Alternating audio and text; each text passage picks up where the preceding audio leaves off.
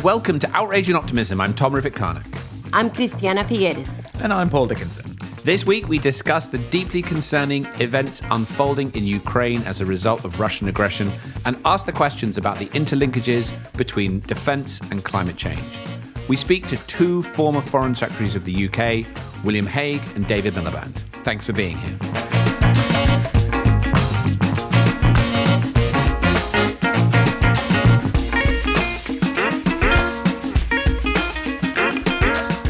So, as all listeners will be aware, we are in the midst of an unfolding, deeply concerning series of events that are happening right now in Ukraine, with the remarkable defense of the country that's been mounted by the president and by the people in the face of ongoing Russian aggression.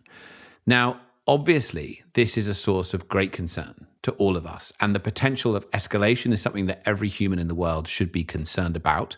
And in no way are we trying to distract from the immediacy of this issue. But at the same time, many people have made the point that this conflict is deeply connected to climate change. It's deeply connected to the fossil fuel industry. And that's what we wanted to explore this week. So I don't know if either of you would like to come in with a comment, and then we'll go to our discussions with our two guests, and we will come back afterwards for some analysis. Well, my only comment to that, Tom, is just to make clear that this is not, contrary to other bellicose situations that we've had, this is not a war about fossil fuel infrastructure, but it's very much of a war that has been fueled, sorry to use that word, that has been fueled by the income produced by the export of fossil fuels. Right.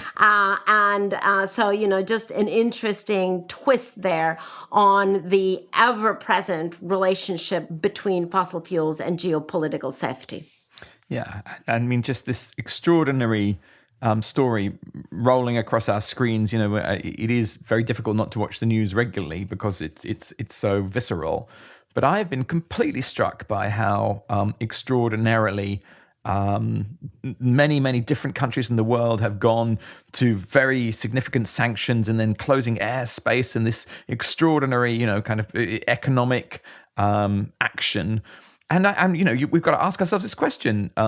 Is purchasing fossil fuels from Russia, gas or oil, is that supporting the invasion of the Ukraine? Suddenly we're talking about fossil fuels in a different way, like energy independence and national security are kind of the same thing. But I'm also just sort of struck by this notion that the democracies haven't really been, we haven't been in favor of anything discernible since the Berlin Wall fell almost. And I think the genius of a book like Orwell's 1984 is like, when you see something really bad, it can help you recognize the opposite direction towards something good. So even in this crisis, I actually hold a lot of excitement that something good may come from it. Quite right, absolutely. So we're going to go to our conversations now, and there's two guests, both of them former guests on this podcast, probably well known to all listeners. But first, we're going to hear from Lord William Hague. William Hague, of course, is a former leader of the Conservative Party and subsequently Minister of Foreign Affairs under David Cameron. Since leaving politics a few years ago, he's done a range of things, including currently chairing the Royal Foundation, deeply involved, of course, with the Earthshot Prize that we reported on extensively last year. And secondly, a former Labour Foreign Secretary, David Miliband, had a long career in politics. He was Environment Secretary under Tony Blair and then Foreign Secretary under Gordon Brown. Since leaving politics, David has moved to New York and he's now the CEO of the International Rescue Committee, the world's largest organization focusing on the humanitarian crisis around refugees. So we're going to go first to William, and then after that, we will flip over and we'll play you the conversation we had with David. Both these conversations were recorded on Wednesday, the 2nd of March, which is yesterday, if you're listening to the podcast the day it came out. And we will be back at the end with some discussion on what we heard from both of them. So here are the conversations.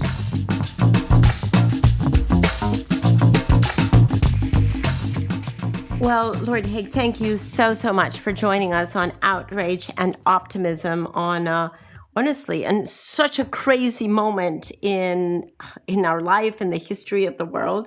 I think we're all still struggling even to figure out what is going on. So we would very much appreciate having that kind of a big picture conversation with you for a moment, basically, we could set out two different scenarios here.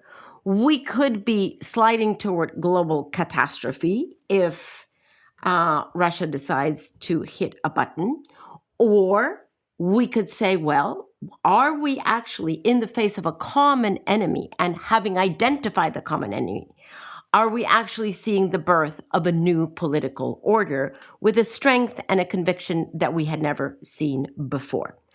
How will we know which path we're moving down?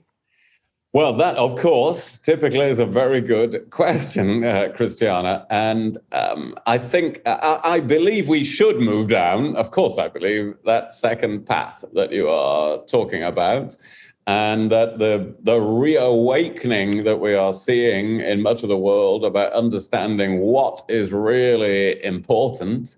When you see what people are struggling for in Ukraine today, it really puts into perspective many of the troubles of our daily lives. And there is a real unity in much of the world.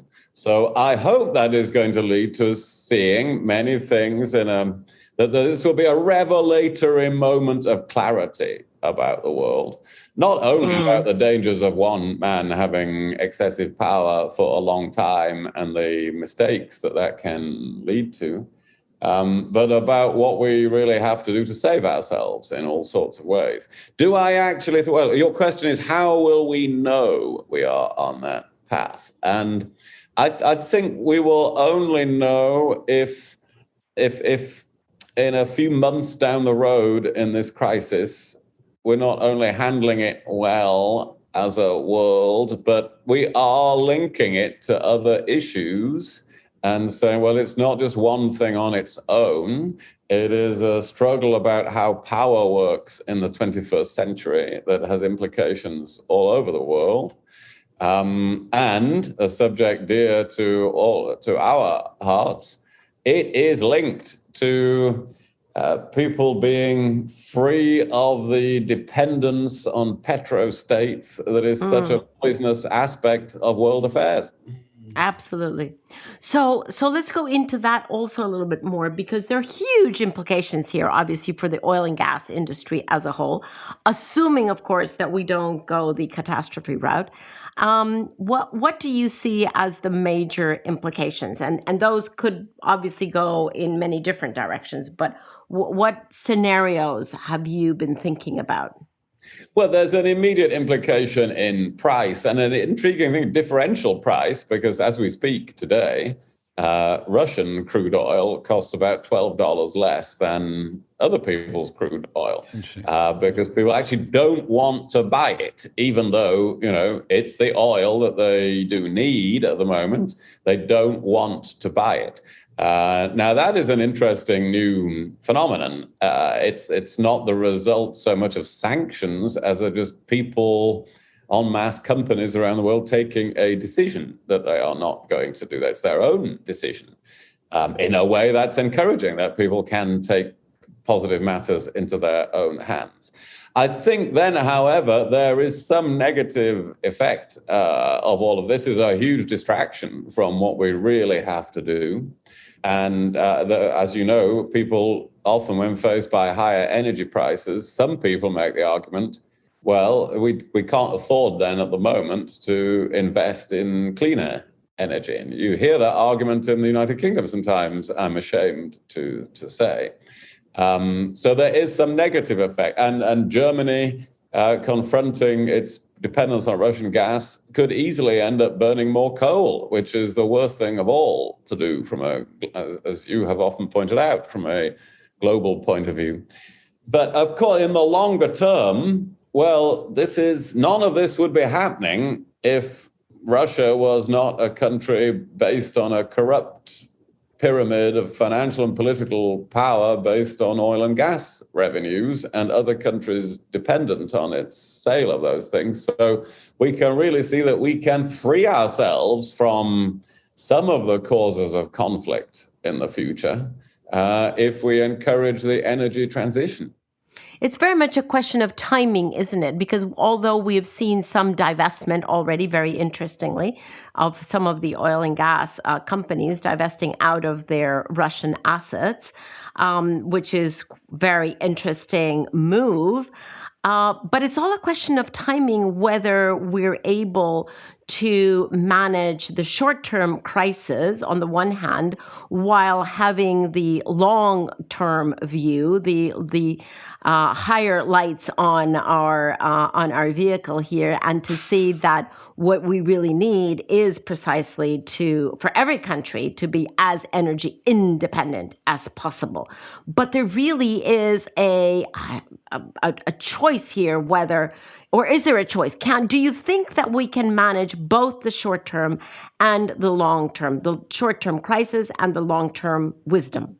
Well, we can, of course, because, if you and I were in charge of everything, we would. It is possible to do it. It is both intellectually and physically possible to do that. It's extremely difficult to do that in this situation because there isn't global agreement on what to do. And I think the most worrying aspect of this overall is that if the world is going into reverse on cooperating between the biggest powers of the world, that is going to make it harder to make agreements on a whole range of issues. That includes climate change, arms control, what happens in space in future. I think that is really, for me, that is the biggest negative about what is happening now, just at a moment when humanity needs to be able to come to common agreements. We are actually squabbling. We're in a burning building, falling out about how we're who owns the furniture and things like that. So we can do it, but we're not currently on course to do it. And although you and I are born optimists, I actually feel people are going to need yet another shock, some bigger shock in many parts of the world, in order to really change behavior and see that in this decade, we have to change things very positively, and we have to keep going at full tilt on everything we're doing on climate. So I think we're not there yet. We can do it, but the population of the world is not yet there. Mm. William, you've answered part of this already, but I'd love to just ask you, Putin is now dragging the world into an era of higher defense spending, more military priorities right at this moment in the middle of this decisive decade. Whatever happens next, a large amount of the bandwidth of foreign ministers and defense ministers and energy ministers is going to be directed towards this. What do you think people can do to try to ensure that climate doesn't get lost in that mix? It feels like it's happening far away and there's not much we can really do about it. But what would you say will make the difference? Because now it feels like we need to just push on that right now. Well, it's just crucial to make the argument in every forum at every level that these things are related. Solving the problems of climate change can't be just ignored while this is going on. It's like, we don't have to focus on that because we've got this immediate priority. They are actually linked. A world which has more decentralized provision of energy and more renewable, sustainable provision of energy wouldn't be in this situation. And there isn't going to be other answers. It's not like there's going to be a political answer to this. This war could go on in some form for years, in a future insurgency if Putin manages to conquer Ukraine. So that it's unlikely there's going to be a political breakthrough. So what are we going to be doing in the meantime to address the fundamental causes of this? We have to get to some of those root causes. So we have to make that argument in all the democratic nations of the world and the international forums of the world. And we have to take some good examples and hold them up. So if Germany, as a result of this, I just mentioned how it's short-term, the short-term implication might be bad, but if they are advancing by 5 years their target for having their energy supplied renewably, Well, if they can do that, there is a great example that we can hold up to everybody and else. if they stay the course, right? Because there will be a temptation to now use that as a reason, to not say excuse, to get off that course. So staying the course. It's a very interesting test of the resolution of these countries who have put themselves on a path. It's a very interesting test precisely about the short term on the one hand and the long term, and how to calibrate both. And it's an interesting test for conservatives. As you know, I speak as a former conservative leader. And I think the first time we ever spoke together was when I wrote an article a few years ago saying it's a very conservative thing to care for the environment and to act on climate change. And that British conservatives have got that message on the whole, but that Americans and Australian conservatives and some of the hadn't. You can say that quite loudly while you're in New York, actually. It'd be great if you could push that. I'm sitting in New York. I'll be saying that very loudly. Well, conservatives also want the West to be strong. And part of that strength, vis-a-vis somebody like Putin, part of the strength of not succumbing to this different view of how power works in the world that he has, which is not that it's an interdependent system and what's important is to establish the rules. His view is you get people to be dependent on you and then you can squeeze them with the leverage to get a result. It's conservatives all over the world, just like people of other political persuasions, want to stand up to that.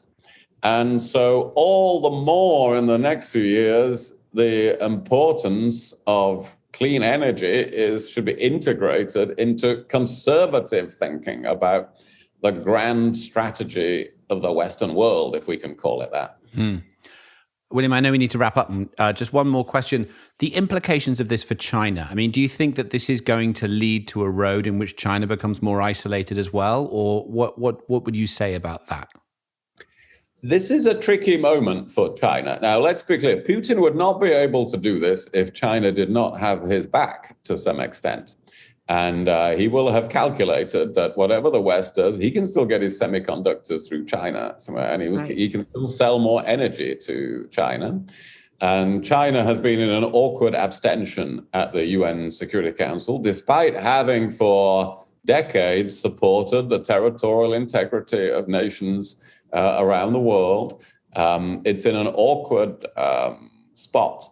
Now, I hope that China becomes more critical of Russia because, the danger for China here is that this reawakening of the West that we are seeing changes attitudes to China, that people say, now, wait a minute, here we have a crisis caused not by some consensus in Russia, but by one man and a tiny circle of people working with him, imposing his will, getting very out of touch, in power for too long with territorial ambitions. And then they're going to say, oh, wait a minute, there's somebody else in the world who is going to be in power for too long and might get out of touch and has territorial ambitions in Beijing.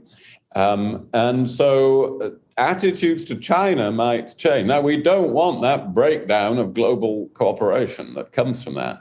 But I would strongly recommend that China takes a more critical view than it has of what's happened in Russia, because it's not in China's long-term interest to support it. Yeah. Well, thank you so much. We don't want to take any more of your time. Really appreciate your thoughts on this. And of course, everyone is remaining vigilant for the huge, huge consequences of every step of the way. Every step of decisions of every country are going to be critical over the next few days and weeks. So we remain vigilant. And thank you very much for raising your voice, William, to warn us about the interrelationship between this and our fossil fuel dependency. Really appreciate that. Well, thank you, Christiana. Thanks, Tom. Thank you.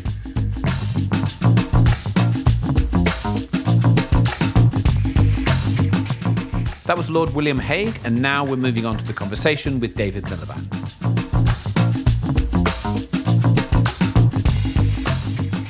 David, thank you so much for joining us on Outrage and Optimism today, in which we're all grappling with this horrifying reality that we are witnessing. I'm sure this has been on your mind since it started, and we would really love to hear where you are with your thinking. Are we actually sliding toward global catastrophe with the press of a button? Or are we perhaps seeing the birth of a new political order? And if we can't tell the difference between that now, how would we know which direction we're going in?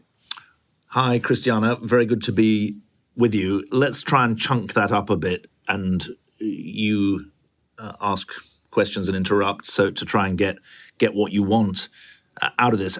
We, the International Rescue Committee, we're a global humanitarian charity. We've had a team in Poland for the last 4 weeks, really scoping out partner organizations in Poland and neighboring states, but also partner organizations, potential partner organizations inside Ukraine. I mean, there are really 3 fronts to and I know you want to talk about the geopolitics, but in a way, the humanitarian is the tip of the iceberg when it comes to the pain associated with this crisis.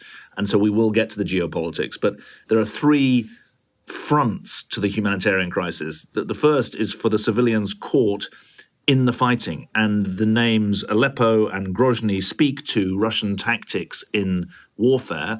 And what we are hearing and seeing from Kharkiv and elsewhere, potentially Kiev as well, speak to I can only call it a pulverization campaign, a model of warfare that is about pulverization. And so the most dangerous front for civilians is obviously if you're caught up in the middle of that bombardment.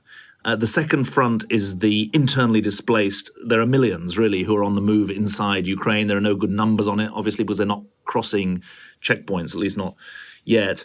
And then the third front is obviously the refugees. We're going to hit 1 million either this afternoon or tomorrow, Thursday, for the number of refugees. So what's my perspective? My perspective is, what can we do? How can we deploy our expertise, our teams, our money, the money that's coming in as a result of this crisis, in an area where, frankly, Ukraine itself, $7,000 per person per head annual income, Poland, Hungary, advanced industrialized countries, where the capacity of the state and of civil society to support people in humanitarian distress is much, much greater than in Syria, Jordan, Lebanon, than in South Sudan, Uganda, than in Myanmar, Bangladesh, than in Afghanistan, Pakistan, where we are also massively stretched. And so my perspective is inevitably more conditioned by that humanitarian imperative, but every humanitarian crisis is in fact a political crisis. And this one is born of a political crisis. It's the capstone, I said in my article in the New York Times, the invasion of Ukraine, the second invasion of Ukraine after 2014, is the capstone of what I call the Age of Impunity. And impunity, as you know, is crimes without punishment, actions without accountability. And the impunity here is the breach of the territorial integrity and sovereignty of a sovereign state, of a nation state, but also the abrogation of rights of individuals, of civilians, of citizens who are having their lives turned upside down. And so to answer your question, no one yet knows whether this is a new world order. What we know is that there is a systematic attempt to rewind the clock by 30 years, not to the recreation of the Soviet Union, but to the immediate period after the end of the Soviet Union and the dispensation that emerged after 1989-90, fall of the Berlin Wall, etc.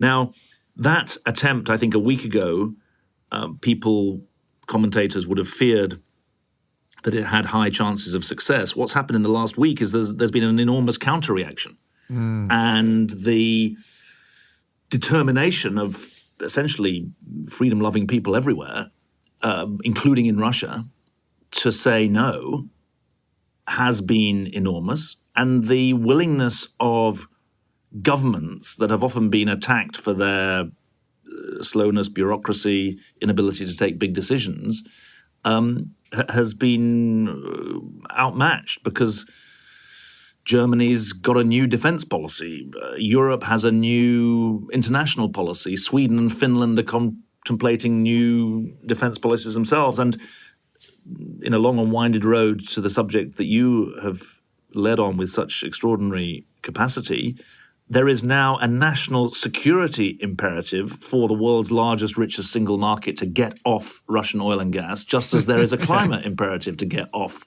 oil and gas. So your outrage is the first part of the title of your podcast. There should be so much outrage about the impunity of the Russian attack. Optimism I can't offer you, but there is a possibility of a strategic reorientation. Sorry for the long-winded answer. That was really very thoughtful. I was struck by the European term being used about a violation of human coexistence. How interesting a choice of words there, where they really are looking at this from a human, or let me say humanities perspective. And it's a quite interesting choice of words, because one could say this is a warfare in which some have chosen old style warfare techniques and the others are uniting around a very new kind of warfare, right? Economic pressure at the utmost, more than we have ever seen before. Squeezed in between is the humanitarian pain and the cost that we are already seeing and that will only escalate.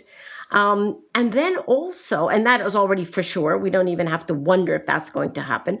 What we do have to wonder still is whether this squeezing in between these two choices of warfare, is that going to lead to more energy independence, which is what everyone here on the podcast would prefer? Or is this going to lead to even more entrenchment in the incumbent industries? Well, let me go back to the beginning of the question. The great missing element of discussion of relations with Russia over the last 30 years, I think, has been the denial of agency to the peoples of Central and Eastern Europe. In all the discussion, on the one hand, of quote-unquote NATO expansionism, I reject that phrase, but that's the Russian allegation, and it's often parroted in the West by people who want to say it was the quote-unquote expansion of NATO that has led us to this pass. That denies agency to Poles, to Hungarians, to citizens of the Baltic states who chose that they wanted to defend themselves by joining the EU, joining NATO. Now, we mustn't repeat that denial of agency in our assessment of the situation today. There are pictures, I mean, I almost tear up recalling, I've just seen this, of a line of Ukrainian, I mean, a road in Ukraine blocked by thousands, if not tens of thousands of Ukrainians who are just standing there and saying, human bodies, you shall not pass. Human bodies. I mean, that is an extraordinary effort at people power. I'm not a romantic who's going to pretend that can silence the guns in the same way that it's not straightforward that sanctions can't stop tanks. But let's recognize the agency of the people on the ground, which is extraordinary. And I heard Anne Applebaum today talk about a civic nationalism. I always say patriotism good, nationalism bad. Patriotism can be positive sum, nationalism can be zero sum at best, negative sum. She was making the point that a Jewish president, a society of Russian speakers and Ukrainian speakers are developing a civic nationalism that is standing up for the kind of pluralism that was hinted at in the quote that you've given from Josep Borrell. But of course, the coexistence isn't just within nations, it's between nations. And I always remind people in 2008, after the Russians invaded Georgia, I went to Kiev and gave a speech where I reminded people that George Kennan, who famously wrote the long telegram after the Second World War, he said Russia's tragedy is always to look at its neighbors and see either vassals or enemies. And I think that the point about coexistence is that you don't see neighbors as vassals or enemies. You see them as potential partners and people who are living their own lives, and you want to coexist with them. So I think that the values at stake and the order at stake could not be more fundamental here. It's interesting that China has been put in a pickle by this decision. Yeah. It's vacillating on the fence, really, because it can see the danger of a disrupted world order. It's doing quite nicely, thank you, out of a slightly more ordered world. And I guess my perspective is that your interest in the global climate and the stability of the global climate is a preeminent interest in a preeminent global public good. I like that way of thinking about a stable climate, just in the same way that nuclear security is a global public good, just as treatment support for countries hosting refugees is a global public good. And what we're fighting for here is whether or not there is an international order that can tend the global commons in such a way as to sustain the global public goods. Because the alternative to an ordered global system is either 3 or 4 systems, a Russian sphere of influence, a Chinese sphere of influence, a Western sphere of influence, or a kind of leaderless world, a more anarchic situation. So I think that the right way to think about your question is at the level of tactics, where this question of the national security imperative boosting the European climate imperative is important, but also at the level of, if you like, concept. What's the global concept that we've got? And I think that there is one available, and it should be a rallying point. And it's that we have to live in this world together. We live with one planet, and that needs rules, and it needs rules that are about accountability, not impunity. So, David, this is so interesting. And I mean, sustaining public goods is hard to do at any time. And I'd love to just go one level deeper on those tactics, because Putin is now dragging the world into a scenario, in any scenario, that is more focused on military spending and more focused on defense priorities in the middle of the most decisive decade, as we would claim, in human history to determine the future of our climate. What are those tactics that can actually enable us to continue to focus on this bigger picture rather than get drawn into these, heartbreaking details of these specific things that have the very real potential to distract us from our task and mean that as a result of this, we fail in maintaining a stable climate? Well, that's a very good question. And what I've learned when living in America is that when people say that's a great question, which they say a lot, that generally means that they don't know the answer. So when I say that's a great question, I don't have an easy answer to that. Because, look, the lesson of COVID is that clear and present danger isn't enough to make for international action. I mean, the clear and present danger of mutations of the virus has not helped vaccinate the world. The places that the International Rescue Committee works is, less than 5% vaccination at best. And secondly, there's a real danger that the shift of focus to Ukraine becomes a myopia, which is dangerous. Now, I've said about the humanitarian situation, we, the world, have got to be able to walk, chew gum, and play the violin at the same time. That we've got to be able to address starvation in Afghanistan, breakdown in Ethiopia, tragedy, crime in Yemen, coups in the Sahel, and address the Ukraine crisis. I think that if you want me to just throw one thing into the pot, what could, rather than predict the future, say, well, what could shape the future? I think the people power point is real. Big change happens when there's government leadership, business and NGO innovation, and mass mobilization, but they don't have to happen in that order. Yeah. The lesson of this crisis may be that people can move first, or businesses and NGOs can move first, and then governments run and catch up, but then they end up leading because they've got legitimacy and power. And so I don't want to just say, well, we've got to redouble our efforts. That feels a bit pathetic. But I do think that it's interesting to hear the army generals say morals and morale are the most precious commodity in war. Oh, yeah. And that's about people.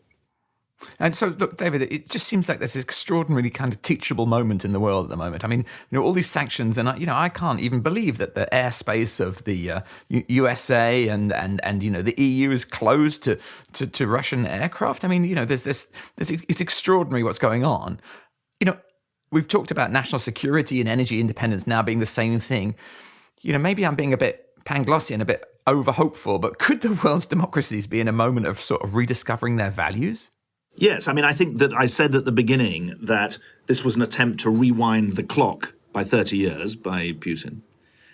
What I also say is it may well be the moment when not that the clock is rewound to 1990, but the spirit of 1990 is rediscovered, tempered by all of the failings that have happened since 1990.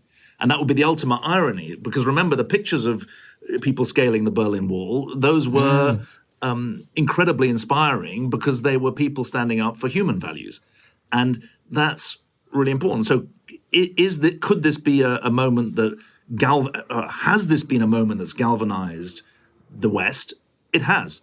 There's no question. And it's galvanized Switzerland to move into this space as well. It's moved Ireland to constructively support the deployment of EU military material.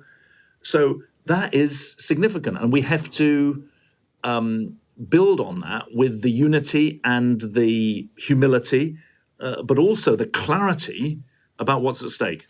I mean, just to give you so what does that mean, Miliband? Then stop waffling on, just give me some specifics. Well, it means that we need the same unity about peacemaking in Yemen. We need the same unity about gender-based violence in the Democratic Republic of Congo. And we need the same unity over climate. And we also need to learn one other thing, which is that it's unity plus action. Unity doesn't mean waiting for everyone to agree. Sometimes you just have to get on with it. And coalition of the willing is a very mixed phrase, but those who are willing to act should act, and they shouldn't be held back by the speed of the slowest. Courage speaks to courage, the suffragettes said. Thank you.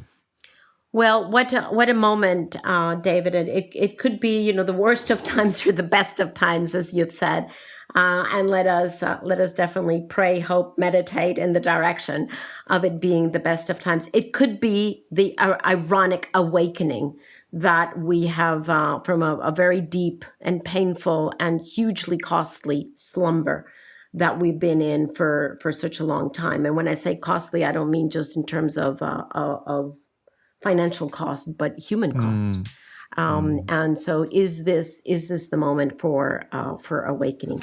I'm afraid things are going to get worse before they get better, especially for the people in Ukraine, of Ukraine. If any of the 4 or 5 of us were in Ukraine, if we were men, we'd be conscripted, and if we were women, we'd be either in the metro stations or we'd be fleeing to the borders. So it's as sobering a moment as Afghanistan, as Syria, as Tigray in Ethiopia, and humanity's capacity to get things wrong is huge, but it's never had more resources to get things right, and that's what I always keep coming back to.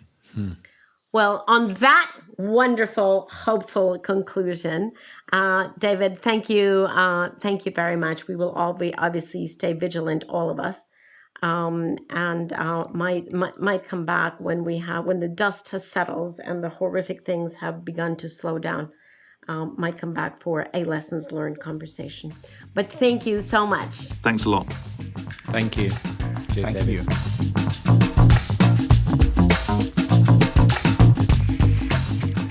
So how fantastic at this moment to be able to sit down with 2 former foreign secretaries who, of course, in their lives have done a lot more than just be foreign secretary, although that was a big part of both of their careers.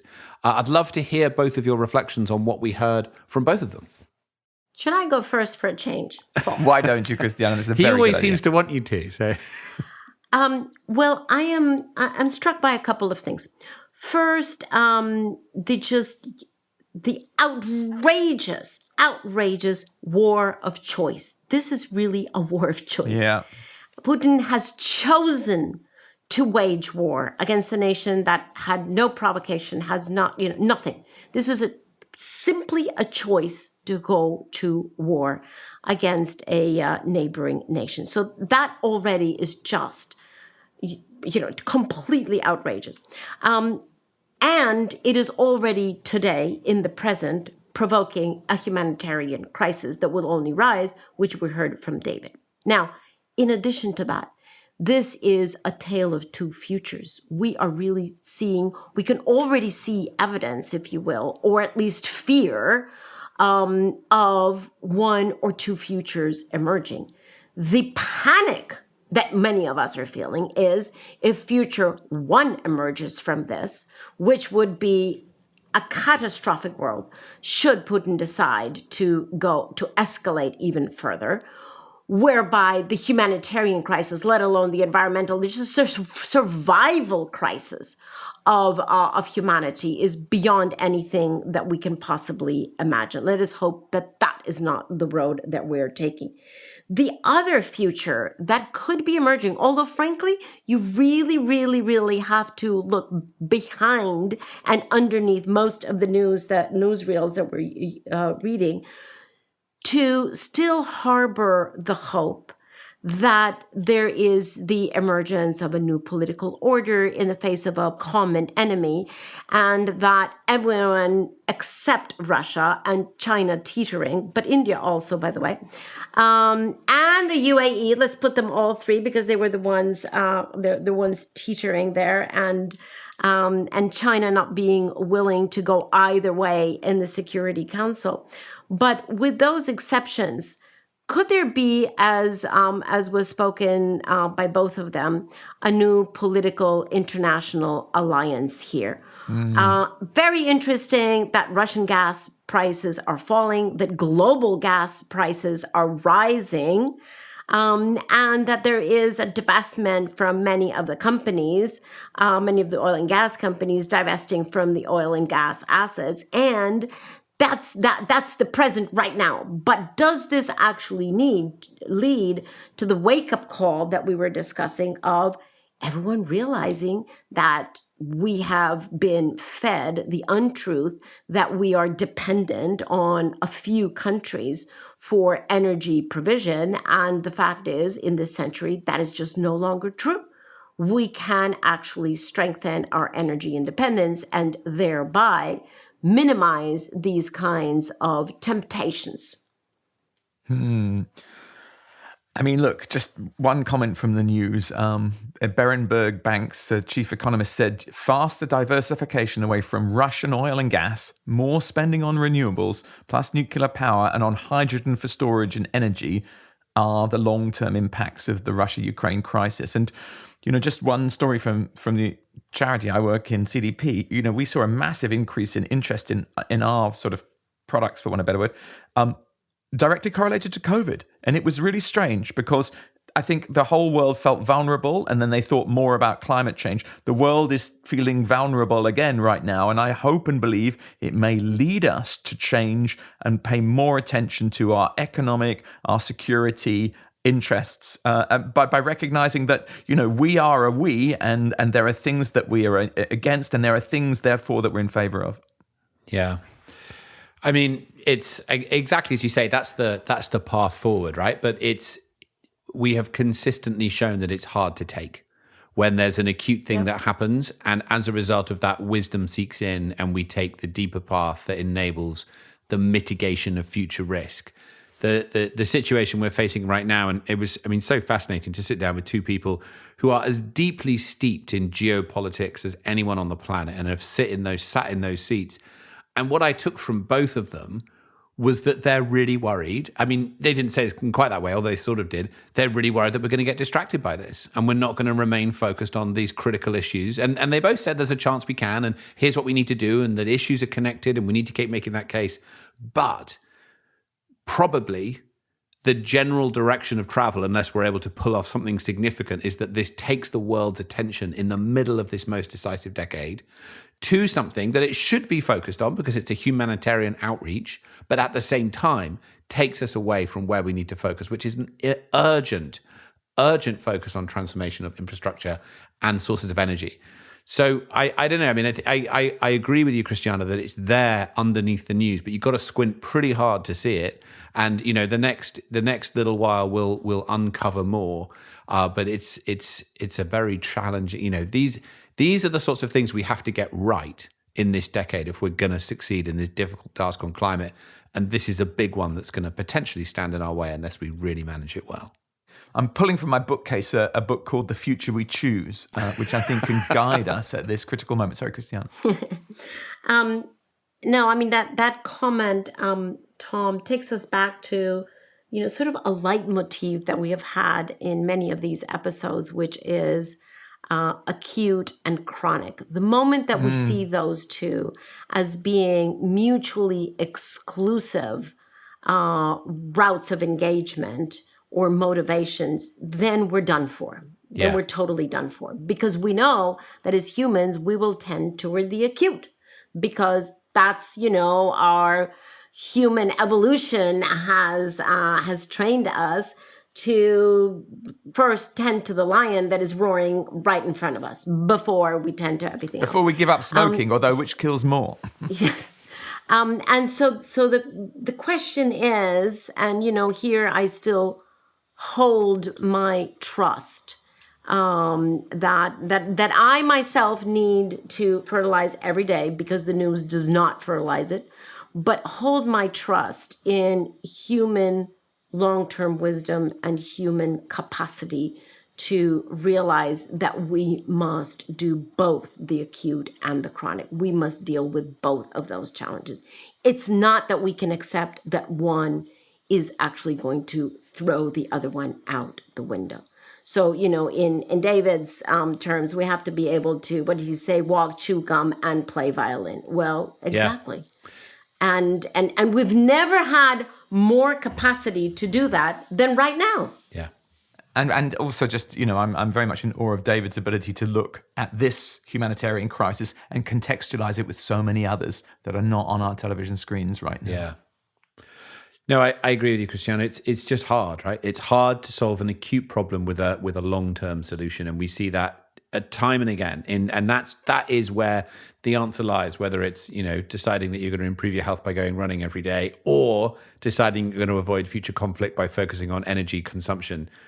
It's hard for us to do, and that's the growing up that we need to do if we're going to solve many of these big problems. And we will. We must. We can. We will. Someone once said to me. Yeah. Okay. Anything else to share before we close out this episode? Just a nod, I think, Tom, to, ourselves, the part in ourselves that is beyond sad, right? That is just deeply, deeply concerned. And all of us have a part of that. And there's so many people out there who are just incredible. I don't even know what adjective to use. It's beyond concerned. It's beyond afraid. We can so easily push ourselves into a corner of debilitation of who we are. And so just call out there to those who are in that situation that we understand. We understand that pain. Yeah.